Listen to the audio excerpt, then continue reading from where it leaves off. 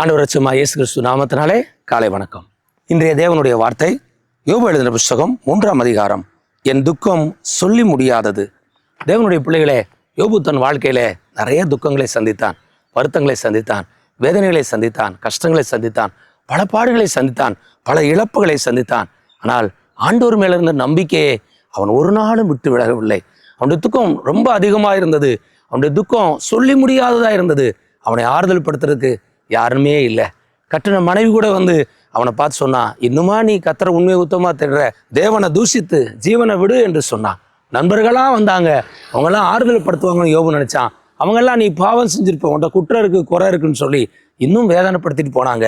அவனுடைய துக்கம் சொல்லி முடியாததா இருந்தது. வேதனை மிகவும் அதிகமாக இருந்தது.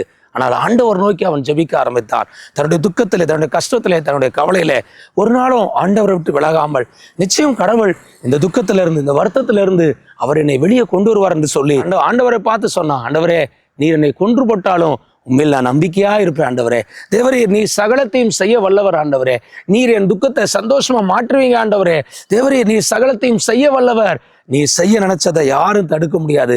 மறுபடியும் கர்த்தர் என் துக்கத்தை மாற்றி என்னை சந்தோஷத்தால் நிரப்புவார் என்று அவன் விசுவாசித்தான். தேவனுடைய பிள்ளையே, உன்னுடைய வாழ்க்கையும் பல துக்கமா, பல வருத்தமா, பல வேதனைகளா, பல இழப்புகளா, பல கண்ணீரா இந்த காலை வேளையில அழுது கொண்டிருக்காயா?